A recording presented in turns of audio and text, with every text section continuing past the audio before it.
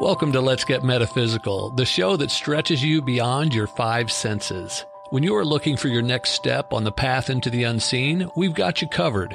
Join epic adventure seekers and level up your game with your host, reality magician Bierman. Well, last week, I taught you why it's important, imperative, mandatory to love yourself first, to put yourself ahead of everybody in your world, including your kids, and your spouse, and your parents, and your best friend. So today, as I told you then, I'm going to tell you how to love yourself first. And I kind of live my life differently from most people out there, so chances are you haven't heard what I'm about to teach you. The first step is always to hydrate yourself with good, clean water that your body can assimilate and use. Now you're waking up your body, running your meridian up your back, over your head, down to below your nose, and up the front of your body to down below your lip. Do this 3 times. A famous world-class boxer used to swipe down and then deliver the knockout punch. Don't ever swipe down. And here I am, fixing it back up. Or waking up the brain. First, we're doing what's called a cross crawl. I'm crossing the center line. You can do it elbow to knee. You can do it hand to knee. Or for fun, you can do it behind your back, hand to foot. This is telling both hemispheres of your brain work together, which is how you want to function. But sometimes you need each side of your brain to work independently. Hand and leg, same side, alternating. And then you always finish up. You want both sides of the brain working. So you're going to do a cross crawl, however it's comfortable or fun for you. And energy top to bottom. That's 2 fingers below your nose, 1 under your lip, and the other hand over the navel. It's just gentle rubbing and then change hands. Front to back energy is all running right.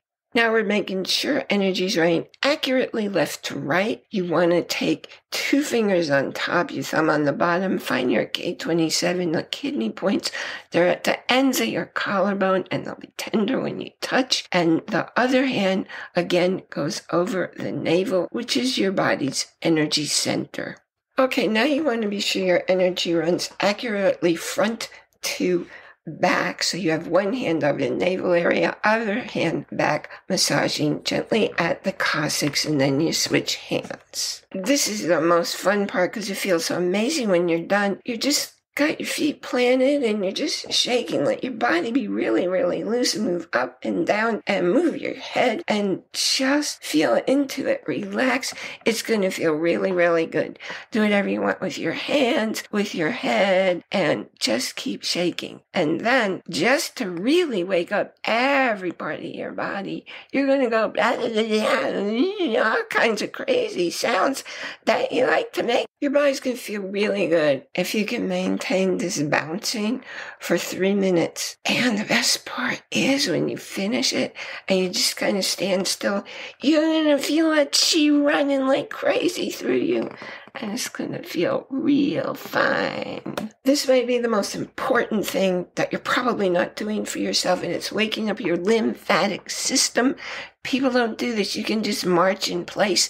If you have a rebounder, that's a whole lot more fun. It's real important you're picking your feet up and moving them down.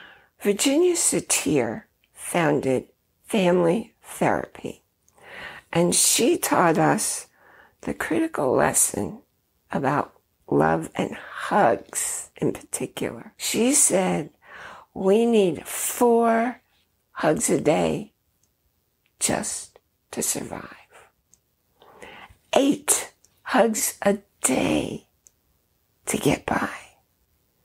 Virginia Satir said we need 12 hugs a day to thrive. Are you getting 12 hugs a day? Are you giving out 12 hugs a day? Almost always, but not always. Almost always, when you give someone a hug, you get one back. On the subject of hugging, how do you want to hug? That's really important. You see, your heart is over slightly to the left. And if you're hugging like most Americans, if you got a hug and you put your right arm up and your left arm down, your heart's over there and their heart's over there. And if I were to muscle test you after that hug, you'd find yourself and your partner weak. Literally losing energy, because that's a hug that stole energy from you instead of feeding you. So hugging, 4 to survive, 8 to get by, 12 to thrive, but how you do it really matters. Next thing that I think is very, very important is having nourishing relationships. In fact, people who are in successful relationships, it could be a romantic one or it could be a friendship, but people who are in relationships are healthier. They're more successful. They live longer and they're definitely happier. So if you're having trouble being somebody's friend or connecting with somebody, go out there and join some groups, get active. Or you know what you can always do? You can volunteer. When somebody seems to be depressed, that's one thing I say right away. Go volunteer, because when you're doing something with and for somebody, yes, you're nourishing them, but you'll notice you're nourishing yourself. Relationships matter. The other thing that's really important is smile. Because when you smile, you're changing your body chemistry. And you be sure, if you haven't already, to go to the show notes and get your copy of the 8 steps to turn any frustrating ho-hum moment into a happy one, very literally. And one of the steps in there is to do happy shares. In fact, after the first brain injury, that's how I got myself healed. I started doing happy shares. What's a happy share? It's speaking something, and I like to speak it. So I used to write it, and I'd fill notebook after notebook after notebook. So now I just speak it. It's something that leaves you feeling happy, peaceful, calm. It's not about your kids feeling better, or your parents, or your spouse, or your friends. It's about you moving to a happy place, a happy moment. And when you're in that moment, your posture's going to improve. You're going to be taking more air in, and you're just going to feel better. So that's noticeable. Now, you'll hear from thousands of people probably, it's important to meditate. Well, when you meditate, you don't have to follow anybody's rules. You don't have to follow any special breathing. You don't have to sit a certain way. You don't have to do it a certain time. You don't need a mantra. If you like to have a guided meditation, do that, but just do something that gets you in the silence. And if you've never done it before, do it for a minute. And it doesn't matter how long you do it. Doesn't matter if your eyes are open and your eyes are closed. What matters is that you do it. And after you succeed at 1 minute, go to 3 minutes and then 5. And eventually, if you can work yourself up to 30 or even 60 minutes, boy, are you going to notice a difference in your functioning, in how your brain works, in how you feel, and in your energy. You're going to be putting out a different, calmer, loving energy. People are going to be attracted to you, and they're not going to know why. But they're going to feel this different energy coming from you. Now, you are in charge of you. Other people will tell you what to think and how to feel, especially when you're a little kid and your parents are making rules for you. The thing is, where those rules come from. Do they really fit for you? Some things like Don't run with scissors in your hand. Yeah, they're designed to keep you safe when you're little. But take a look at the rules that are governing your choices and your decisions of how you want to act and the activities you want to do and the people you want to be with. Do the rules make sense to you? If they don't feel good, if they don't make you happy, stop doing them. One of my friends gave me a card she made.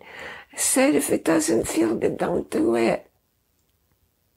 So I'm telling you right now, if it doesn't feel good, if it doesn't make you happy, don't do it. Why would you do something that doesn't bring you to a place of love and joy? Now, people will tell you different things. Some people like to criticize. Some people like to judge. Be aware when somebody's judging or criticizing, they're speaking volumes about how they see themselves, and it very likely has zero to do with you and who and how you are. Now, some people come into your world, or rather, you come into their world, because there are certain life lessons you want to learn. Now, we choose the family we're going to be born into. And I was born into a family where, when I was very little, like 3, 4 years old, my dad would teach me things like how to play ball, how to wear a glove. We're talking about an adult glove on a 4-year-old's hand, how to hold the bat, hit a real baseball. But then things happened and my dad didn't live with us anymore. And my mom went to work all the time. So basically, I had to figure stuff out for myself. Now, I didn't feel annoyed and I didn't feel sad about it, because you know what? I had total freedom. I had total independence. Yeah, I had to figure out a lot of stuff that seemed really daunting, but guess what? I figured out the tough stuff as well as the simple stuff, as cooking on a gas stove I had to light with a match when I was 4. I figured it all out. And you can figure out stuff if you choose to. When I was growing up, my mom said I could do anything, talking about me. Did anybody teach me? No. Did she need something repaired in the house? Yes. Did she ask me? Yes. Did she give me advice? No. She just knew I'd figure it out. And when I go places and I find people who are afraid to get up and talk in front of others, I don't really quite understand that, because I've been performing since I was 5. I have total confidence. And I feel very sure of myself. Whether or not I know what I'm doing, I'm out there doing. And if you don't get out there and do new stuff you've never done before, how are you ever going to develop confidence? How are you ever going to be secure in you leading your life? So messages come to us in all kinds of ways. And I am very, very glad you joined us here today. I'm Reverend Allie Bierman. This is Let's Get Metaphysical, Connecting Heart and Mind. Remember that you can always pick up something on Audible that's going to nourish whatever it is you want to nourish. Are you inquisitive about, I like science, I like art, I like sports. I read everything by everybody, and I listen to them also. But maybe you have something in particular you like, or an author you like to follow. You get to choose a download of your choice, and you have a whole 30 days to explore the site. It's a really, really fun site. I found all kinds of things there that I didn't even know existed, and I got to enjoy, and you can do that too. And I have a special gift for you, not just the happy now, but first book that I ever shared on Amazon. It was actually on 3 different bestseller lists for 15 months. So what I'm doing is offering you a very special offer where you can get both the audio and the digital. It is a digital book, and you can get them at the link that'll be in the show notes for a really silly price, because I want you to take advantage of it, because all these people wrote to me and told me how it changed their lives. Remember to join our Facebook group so that you can jump in with questions. Tell us who you are, where you're listening from, how you started listening. Oh, and on that subject, I super appreciate if you share today's episode or just share this podcast with at least 2 people you know, to spread the word. Because I don't do this for me. Yes, I love to do it, but it's because I love to share what I've discovered in my life. I've been teaching since I was 7. That's what I do. I share. And everything that I share, it worked for me first. So I figure if it works for me, it'll work for you. Usually it does. So join the Facebook group. That link is in the show notes. The book that you can get, the special offer, in the show notes. Also in the show notes is a link to our show site where you can listen to or watch any of our 126 episodes. Thank you again for being here. I look forward to being with you next time, and in the meantime, enjoy. That's capital I-N, capital J-O-Y, every moment. Because what I guarantee you is nothing in your life's happening outside of you. It's all happening in there. You've been listening to A Talk on the Wilder Side. Thanks for tuning in to Let's Get Metaphysical. Be sure to subscribe so that you don't miss a single episode. And while you're at it, please leave a rating and review, and be sure to share it with your friends. Tune in every Monday for more exciting insights and wisdom on life beyond your 5 senses. Until next time, take a small step in a new direction. Start now.